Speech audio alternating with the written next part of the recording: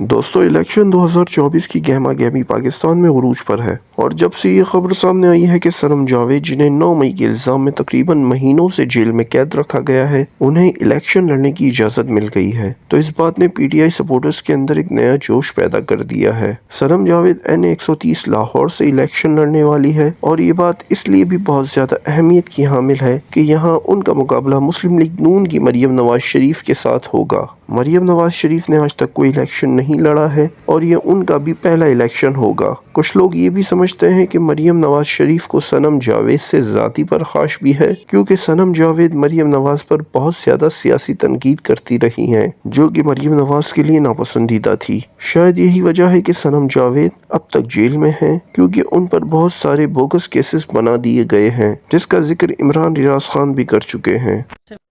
لیکن یہ جو صنم جاوید اور اس ٹائپ کی دوسری خواتین اور کچھ حضرات جو بند ہیں اور جن حالات کا وہ سامنا کر رہے ہیں، دیکھیں ایک تو آپ اس بات کو مد نظر رکھیں کہ جو مجرم ہیں ان کو سزا ملنی چاہیے، لیکن جب آپ کو واضح نظر آنا شروع ہو جاتا ہے نا کہ یہ تو یعنی میں دیکھ رہا تھا کہ ایک اکیلی عورت 20 جگہوں پہ ایک ساتھ کیسے حملہ کر سکتی ہے۔ میں اسی عورت کے کیس کی صنم جاوید کی بات کر لیتا ہوں، وہ ایک اکیلی 20 جگہ پہ تو ایک ساتھ میں حملہ نہیں کر سکتی نا، لیکن اس کے اوپر اسی طرح کیسز ہیں اور اس کے باوجود وہ کہہ رہی ہے کہ نہیں میں اپنے موقف پہ ہوں،